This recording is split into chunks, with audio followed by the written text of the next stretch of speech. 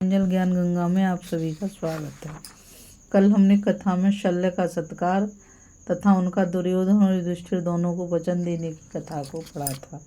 आज हम कथा में त्रिशरा और वृत्तासुर के वध का वृतांत तथा इंद्र का तिरस्कृत होकर जल में छिप जाने की कथा को पढ़ेंगे। युधिष्ठिर ने पूछा, राजन, इंद्र और इंद्राणी को किस प्रकार अत्यंत घोर दुख उठाना पड़ा, यह जानने की मुझे इच्छा है। शल्य ने कहा, भरतश्रेष्ठ, सुनो, मैं तुम्हें वह प्राचीन इतिहास सुनाता हूँ। देवश्रेष्ठ त्वष्टा नाम के एक प्रजापति थे। इंद्र से देश हो जाने के कारण उन्होंने एक 3 सिर वाला पुत्र उत्पन्न किया। वह बालक अपने मुख से वेद पाठ करता था, दूसरे से सुधापान करता और तीसरे से मानो सब दिशाओं को निगल जाएगा, इस प्रकार देखता था। वह बड़ा ही तपस्वी, मृदु, जितेंद्रिय तथा धर्म और तप में तत्पर था। उसका तप बड़ा ही तीव्र और दुष्कर था। उस अतुलित तेजस्वी बालक का तपोबल और सत्य देखकर देवराज इंद्र को बड़ा खेद हुआ। उन्होंने सोचा कि इस तपस्या के प्रभाव से इंद्र न हो जाए, अतः यह किस प्रकार इस भीषण तपस्या को छोड़कर भोगों में आसक्त हो।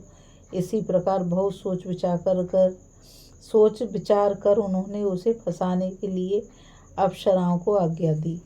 इंद्र की आज्ञा पाकर अप्सराएं त्रिशरा के पास आईं, उसे तरह तरह के भावों से लुभाने लगी, किंतु त्रिशरा अपनी इंद्रियों को वश में करके पूर्व समुद्र प्रशांत महासागर के समान अविचल रहे। अंत में बहुत प्रयत्न करके अप्सराएं इंद्र के पास लौट आईं और उनसे हाथ जोड़कर कहने लगी, महाराज, त्रिशरा बड़ा ही दुर्धर्ष है, उसे धैर्य से डिगाना संभव नहीं है। और जो कुछ करना चाहें वह करें।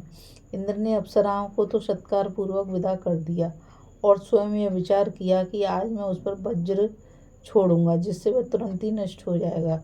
ऐसा निश्चय कर उन्होंने क्रोध में भरकर त्रिशरा पर अपने भीषण वज्र का प्रहार किया। उसके लगते ही वह विशाल पर्वत शिखर के समान मरकर पृथ्वी पर गिर पड़ा। इससे इंद्र प्रसन्न और निर्भय होकर स्वर्गलोक को चले गए। प्रजापति त्वष्टा को जब मालूम हुआ कि इंद्र ने मेरे पुत्र को मार डाला तो उनकी आंखें क्रोध से लाल हो गईं और उन्होंने कहा, मेरा पुत्र सदा ही क्षमाशील और दम संपन्न था, वह तपस्या कर रहा था। इंद्र ने उसे बिना किसी अपराध के ही मार डाला। इसलिए अब मैं इंद्र का नाश करने के लिए वृत्तासुर को उत्पन्न करूंगा। लोग मेरे पराक्रम और तपोबल को देखें, ऐसा विचार कर महान यशस्वी और तपस्वी त्वष्टा ने क्रुद्ध होकर जल का आचमन किया और अग्नि में आहुति डालकर वृत्तासुर को उत्पन्न कर उससे कहा, इंद्र शत्रु, मेरे तप के प्रभाव से तुम भड़ जाओ। बस सूर्य और अग्नि के समान तेजस्वी वृत्तासुर उसी समय बढ़कर आकाश को छूने लगा और बोला, कहिए मैं क्या करूं। त्वष्टा ने कहा, इंद्र को मार डालो। तब वह स्वर्ग में गया। वहां इंद्र और वृत्ता का बड़ा भीषण संग्राम हुआ। अंत में वीरवर वृत्तासुर ने देवराज इंद्र को पकड़ लिया और उन्हें सावित ही निगल गया। तब देवताओं ने वृत्त का नाश करने के लिए जमाई की रचना की और ज्यों ही वृत्त ने जमाई ली कि देवराज अपने अंग सिकोड़कर उसके खुले हुए मुंह से बाहर आ गए। इंद्र को बाहर आया देखकर देवता बड़े प्रसन्न हुए। इसके पश्चात फिर इंद्र और वृत्त का युद्ध होने लगा।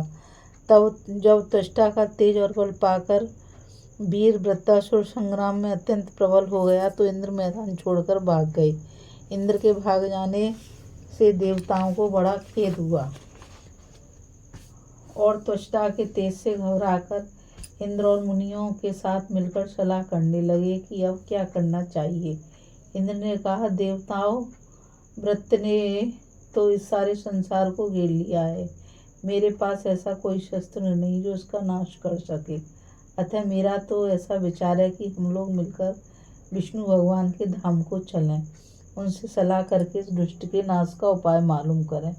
इंद्र के इस प्रकार कहने पर सब देवता और ऋषिगण शरणागत वत्सल भगवान विष्णु की शरण में गए और उनसे कहने लगे, पूर्व काल में आपने अपने 3 डगों से तीनों लोकों को नाप लिया था। आप समस्त देवताओं के स्वामी हैं। यह सारा संसार आपसे व्याप्त है। आप देव देवेश्वर हैं। सब लोग आपको नमस्कार करते हैं। इस समय यह सारा जगत वृत्तासुर से व्याप्त है। अतः ये असुर निकंदन, आप इंद्र तथा संपूर्ण देवताओं को आश्रय दीजिए। विष्णु भगवान ने कहा, मुझे तुम लोगों का हित अवश्य करना है, इसलिए मैं ऐसा उपाय बताता हूँ जिससे इसका अंत हो जाए। तुम सब देवता, ऋषि और गंधर्व विश्वरूपधारी वृत्तासुर के पास जाओ और उसके प्रति शाम नीति का प्रयोग करो। इससे तुम उसे जीत लोगे। देवताओं, इस प्रकार मेरे और इंद्र के प्रभाव से तुम्हारी जीत होगी। मैं अदृश्य रूप से देवराज के आयुध वज्र में प्रवेश करूंगा। विष्णु भगवान के ऐसे कहने पर शिव देवता और ऋषि इंद्र को आगे करके वृत्तासुर के पास चले गए और उससे बोले, दुर्जय वीर, यह सारा जगत तुम्हारे तेज से व्याप्त है, तो भी तुम इंद्र को जीत नहीं सके हो। तुम दोनों को लड़ते हुए बहुत समय बीत गया है। इससे देवता, असुर और मनुष्य सभी प्रजा को बड़ा कष्ट हो रहा है। अतः अब सदा के लिए तुम इंद्र से मित्रता कर लो। महर्षियों की ये बात सुनकर परम तेजस्वी वृत्त ने कहा, आप तपस्वी लोग अवश्य मेरे माननीय हैं, किंतु जो बात मैं कहता हूँ वह यदि पूरी की जाएगी तो आप लोग जैसा कह रहे हैं वह सब मैं करने को तैयार हूँ। मुझे इंद्र और देवता लोग किसी भी सूखी या गीली वस्तु से, पत्थर या लकड़ी से, शस्त्र या अस्त्र से अथवा दिन या रात में न मार सकें। इस शर्त पर तो मैं सदा के लिए इंद्र के साथ संधि करना स्वीकार कर सकता हूँ। तब ऋषियों ने उससे कहा, ठीक है, ऐसा ही होगा। इस प्रकार संधि हो जाने से वृत्तासुर बड़ा प्रसन्न हुआ। देवराज भी अपने मन में प्रसन्न तो हुए, किंतु वे सदा वृत्तासुर को मारने का अवसर ढूंढते रहते थे। एक दिन इंद्र ने संध्या काल में वृत्तासुर को समुद्र के तट पर विचरते देखा। उस समय वे वृत्त को दिए हुए बर्बर विचार करने लगे, यह संध्या काल है, इस समय न दिन है न रात, और मुझे अपने शत्रु वृत्त का वध करना अवश्य करना है। यदि आज मैं इस महान असुर को धोखे से नहीं मारता हूँ तो मेरा हित नहीं है।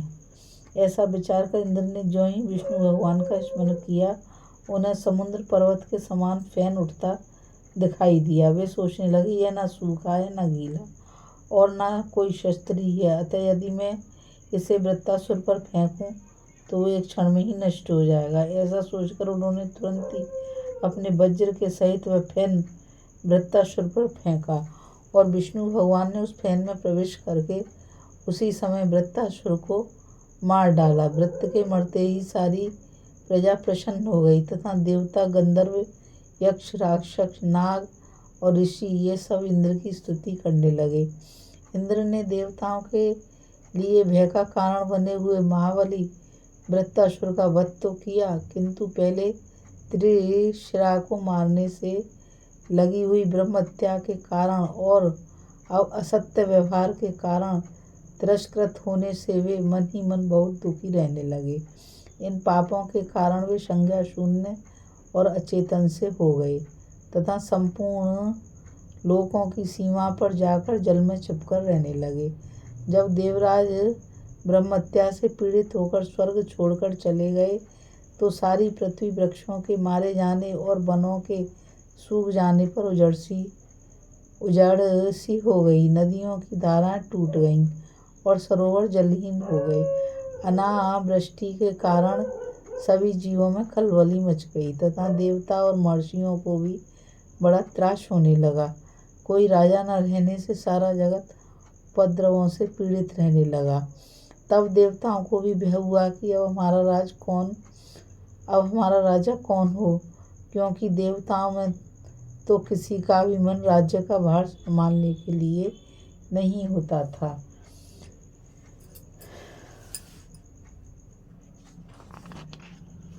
अभी हम कथा में त्रिशिरा और वृत्तासुर के वध का वृतांत तथा इंद्र का तिरस्कृत होकर जल में छिप जाने की कथा को पढ़ रहे थे। अब हम आगे कथा में नहुष की इंद्र पद प्राप्ति, उसका इंद्राणी पर आसक्त होना और इंद्राणी का अवधि मांगकर अश्वमेध यज्ञ द्वारा इंद्र को शुद्ध करने की कथा को सुनेंगे। इस कथा में बस इतना ही। मुझ गीता रावत को आज्ञा दीजिए। कल फिर मिलेंगे एक नई कथा के साथ।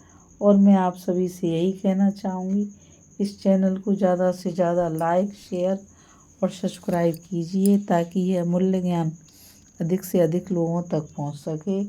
राधे राधे। जय श्री कृष्णा। नमस्कार।